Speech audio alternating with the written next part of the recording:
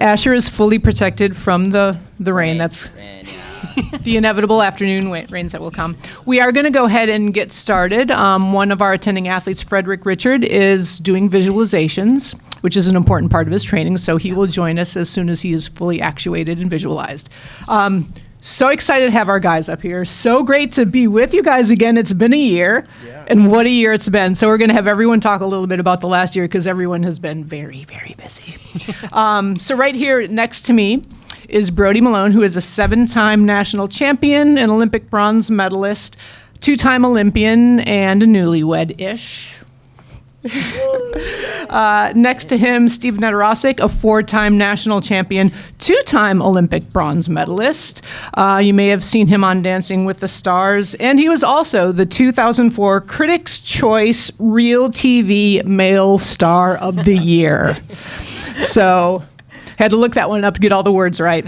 And next to him is Asher Hong, a 2-time national champion, the 2023 all-around champion. 2003 wasn't born. And Olympic bronze medalist, all these guys part of that Olympic bronze medal team, which was so incredible in Paris. So we're going to start. I'm going to relinquish the microphone so they can use it. Each guy just kind of update us on what's been going on the last year in your lives, because you guys have a lot to talk about. So there you go. Do I need both of them? No, don't put them together. Let's do this one. All right, yeah. So for me, I got married, which is pretty cool. Thanks, Steven. Yeah. So yeah, I mean, life after the Olympics, it was great. I got to go home, spend a little bit of time with family, and then went immediately on Simone's tour, the Gold Over America tour. Spent about 2 months doing that, and then got to spend a little bit more time at home. Now I moved back down to Florida in January, and I've just been down there training. Got married in May. Sorry, I got my M months messed up. Got married May 31st, and then a week later we went on our honeymoon. And am I too close to it? Yeah? Thank you. Okay. Is that good? Okay. And then after the honeymoon, just been grinding, getting in shape for this competition. So here we are. Woo. Well, hey everyone, I'm glad to be back here in gymnastics. I also had a busy year after the Olympics. Basically right after the Olympics, I started my journey with Dancing with the Stars, which was at the end of August, and I stuck with it all the way until the finale. Got 4th place on it and was blessed enough to be offered to co-host the entire tour as well. So I did that up until the end of April. Which was phenomenal. It was amazing. I never would have thought I'd be dancing in my life. But immediately right after that, I got straight back to training at Evo Gymnastics. So it's been a hard 3 months of climbing my way back into shape, but I'm happy to be here and I'm really excited to be performing this week. Yeah, so after the games was exciting. I got some time to just take some rest, let the body rest, and then fortunately I couldn't go on the tour because I had some complications with school, but I kind of just hopped back right into being a student again, writing papers, reading articles, stuff like that. So, and then it was also my brother's freshman year, so I was helping him through that, and it was good to be by his side throughout the whole year. Then I did NCAA season again. We finished, unfortunately, second, but it was a good fight. It was one of the most exciting competitions I was a part of, just with the new code change and everything. But I had a blast during that. And then just been kind of chilling out for the summer, doing a lot of reading and training for this competition right now. So, yeah.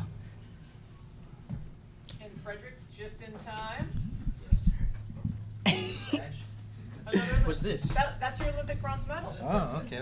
Oh, was I supposed to pass these out? Ooh, here you go. Here you go, Brody. Something's resonating. Something.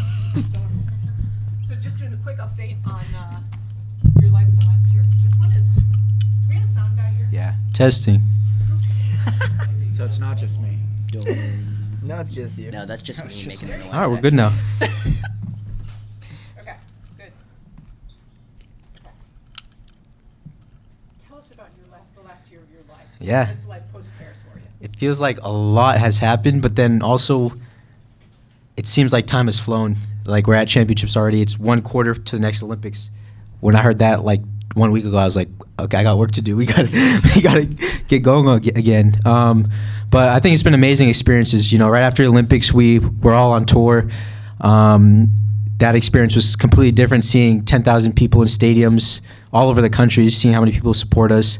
Then the NCAA season for me, and Michigan won that, and that was, you know, an amazing experience because my teammates who I've been with for 3 years, knowing that that's their dream and everything they give every day, finally getting to make that happen for them was huge. And then kind of had like this world traveling tour, seeing a lot of different cultures, training with the best guys in China, Japan, and then going to Uganda and just experiencing so many different things in the last year. I feel like I've just grown up a lot and just seen so much and just have a lot of gratitude because that all of this happened because of that one experience we created at the Olympics. So, yeah. Take some questions. Brody, last year I kind of felt like maybe that was going to be it for you. So I'm wondering if that's how you felt, and if so, like, what was the change of heart, and what's motivating you to get back here? Yeah, I mean, if you asked me after the Olympics, and pretty much while we were on the whole tour, I was like, I'm done with gymnastics. I'm ready to kind of move on to the next chapter of my life. But after I got done with tour and kind of just took a step back and just looking at what 2025 had, like as far as getting married and, moving in with my wife now, it just kind of made the most sense for us to move down to Florida and just kind of start our lives together down there. And just, be kind of on our own, a little bit away from family. She had never lived away from home. So it was cool to just kind of be off on our own and just be our own people, and it's been great so far. I love it. And as far as like my motivation for gymnastics, I feel like she is my motivation now, like she's my family. She's who I'm looking out for. And it's very different having that kind of outlook on things, and it's definitely more motivating for me. So, yeah. I'm going to ask one before, but speaking of your wife, when you got married, you wore your belt buckle. I did. Yeah, I did. You won the all-around title last year in Fort Worth. Part of the trophy was a belt buckle for the all-around winners. Talk about that decision, because you said you were going to do it when you got the belt. Oh, yeah. Oh yeah, I said before. I think you showed it to me, and I was like, man, I hope I win this because I'll be the only person that'll actually wear it. And then when I got it, I was like, yeah, this is awesome. I'm gonna wear it at our wedding for sure. She wasn't a big fan of the idea, but that was my one thing that I was like, I have to have this. So made it happen, and it was awesome. We appreciate that. Yeah. Will. Stephen, sort of similar to what Scott asked Brody, why you kind of had a moment of, you kind of had this flash, this sort of life-changing moment. You could have, a lot of people, athletes, have parlayed that into not coming back. And you're not, I mean, like no offense, you're like not that young. So what sort of led you to the decision to kind of come back into training and try to do this again? Yeah, well, I mean, I'm definitely not that young anymore. I'm 26 now, and for a lot of gymnasts, that's kind of pushing it. But I've always told myself, like, I want to be done with the sport when my body's done with the sport, and I'm still getting better. I'm still getting better in the gym every day, and I feel like I'd be doing myself almost like a dishonor to not see how far I could go with the sport. So I want to continue going, and when I start feeling myself start plateauing and maybe my body start giving out, I think that'll be when I am finally ready to be done with the sport. I guess the follow-up, though, is like, I know we asked you this, I think, before, after trials, like, aren't you sick of it? Like, you do one thing, I mean, what that takes some sort of, I don't know what the right word is, it doesn't sound insulting, but like... Yeah, it's a little crazy, right? Like, you gotta... No, you definitely have to be a little bit crazy to do one event for as many years as I've done it. But, for me, it's all about going after those, like, marginal gains. Like, how can I make this one thing I've done for 10 years a little bit better? How can I upgrade this routine that's already one of the hardest in the world? And I'm always chasing after those little tiny bits of gratitude I can find in gymnastics. Like today or tomorrow, I'll be competing a routine that is probably insanely hard for me to do, considering the circumstances. But like, I love to just push myself, see how far I can go. And I love to ride this wave, like right on the edge of like, possibility and like, am I gonna just die out there? But I do it for the thrill, and I do it for the love of the sport, so I want to keep going. Fred, I'm curious to hear a little bit about your time in overarching that you took away that you're taking into your training now? Yeah, I would say, and I've said this to a couple of people here because people have been asking, the biggest thing I got from China and Japan and a lot from China was, it's kind of like the 4-minute mile analogy where one person breaks the 4-minute mile, then people realize it's possible, then everybody starts breaking it. It's like going over there to China and going through the motions with them. I was in China for 2 weeks and Japan for 2 weeks, and going through their exact practice schedule. Every other day was 2 practices a day, 3 hours each, and then the in-between days were lighter. They were 3-hour days, 6 days a week. And just seeing how much they do, how much conditioning they do, how much time on the events they do, you realize it's a lot, but it's all very strategic and it's all very doable. It's not like this unreal, inhuman amount that breaks your body. So when I went through those motions and realized that, now I realize I can do it. I realize every guy in the U.S. can do it. And now these are things I want like all of us to take, so that way we get to their level and realize, they're not like miles away and inhuman. They just have a great system. So, yeah. Guys, just for any or all of you, obviously new quad, new code of points, and then there have been some recent changes. So would love to know your thoughts on specifically those recent changes, adjusting to the scale and stuff, and just your overall thoughts 6 months or so into this new code. So since Asher mentioned the code, you get to go first. I get to go first on this? Yeah. Well, I don't know. I thought the scale was all right. I wasn't too big of a fan of it, but it gave me some time to rest in the corner before my dismount, I guess. I like to look at the positives. But they did come out with a new code change that's going to be implemented in 2026 with the Gadsden scale, and you don't have to do scale anymore. And I think it's a little bit odd how they're trying to reevaluate skills. I don't necessarily agree with their reevaluation of it. I think it makes the skill a lot more difficult, and the skills that they're reevaluating aren't seen that often anyways. So it's like, I don't know why you need to readjust that. But yeah, I don't exactly know what FIG is trying to do. I hope that they would get some more athlete input, but I don't know if they like doing that. So. Yeah, I feel like Asher said, I don't know what they're trying to do, because I feel like that's just the question we all have. Like, tell us your decision and then the reason behind it more than just the decision. But I guess that's gymnastics. We adjust to what they throw at us, and then we try to make it look cooler. And so I guess that'll be the goal. There was a comment, sorry, a little follow-up. There was a comment about Kinsley, who's not here, but Kinsley said that the men now need a choreographer for your floor routines. Would you agree with that?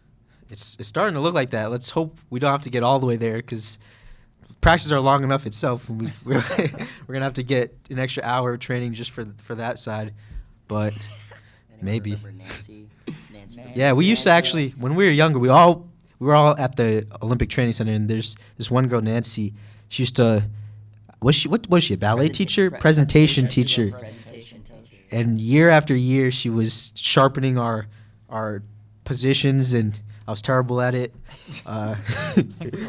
Yeah, we were all bad at it. Maybe we need her back. And maybe she has to come back. Yeah, she was pretty old. I hope she could come back.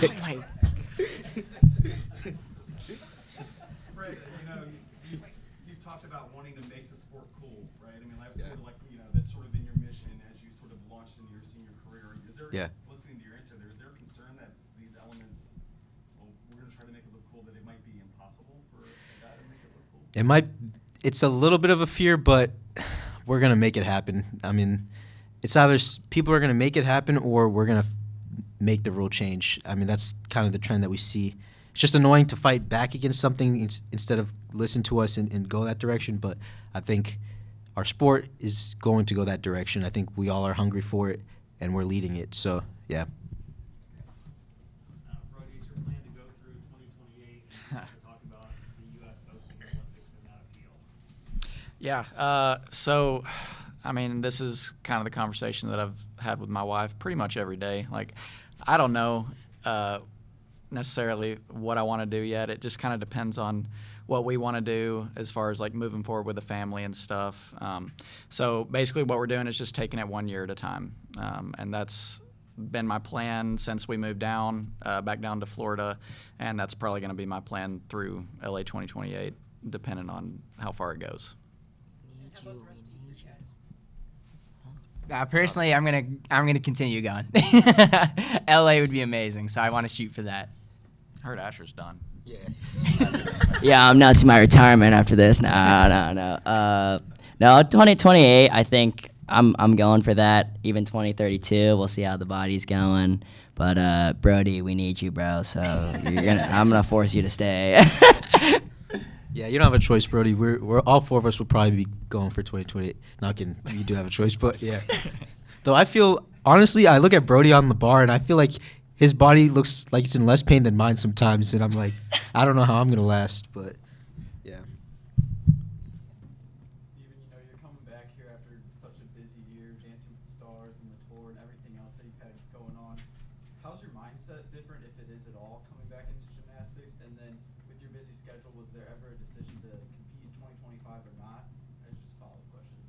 Yeah, totally. Yeah, so 3 months leading up to a competition after a 9-month break is pretty crazy. So entering the gym after that long break, I kind of gave myself this little bit of buffer time to decide, like, is it worth pushing for USAs or is it worth just taking my time at this comeback? But, pretty quickly I started getting my skills back, like within the first few weeks, and I started feeling really confident in myself, and I said, you know what, like, why not just go for it? Like, the worst that happens is it doesn't go well, and that's something I'm okay with. But, like, how cool would it be if I went here and did good, and just after 3 months, only 3 months of training and 9 months off, it'd just be amazing. So, I wanted to take this opportunity, give it my all, and kind of be self-forgiving with whatever the result is.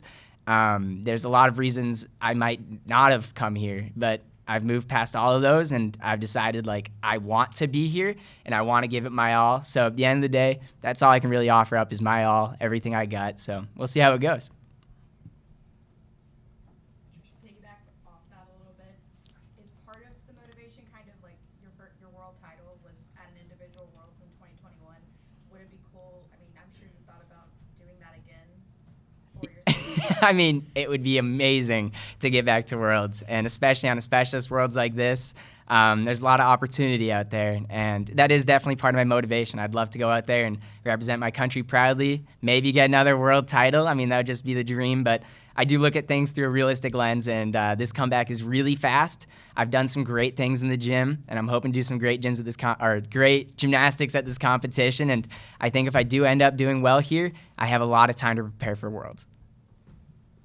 We want to allow time for some one-on-one breakouts, and Brett McClure is here, and he'll be joining for one-on-one breakouts as well. Before we wrap up, we did have a question from the social media world, and this kind of harkens back to some of the floor discussion exercise. So, Stephen, you're exempt from this question. If you guys had floor music for your, and maybe Brody, because you're not doing floor, you might get. Yeah, I'm out of this one. So, Asher and Fred, if you had floor music, what would be your either song or genre? This is a hard question because I feel like you really need to listen to the song and get like the timing right. But I don't know the genre, but it needs to have a lot of beat drops because I feel like the only thing we really could do on the men's side is like stick and land to beat drops on the music. That's the only way. Hey, if you're looking for a genre, house EDM. Oh, I know Asher likes his Yeah. EDM. Yeah. But I could see that. I could just see us sticking on the beat drop. I don't know about the transitions and all that. I just see beat drop on a stick of like a triple back pass, and we're all just like, whoa. Yeah.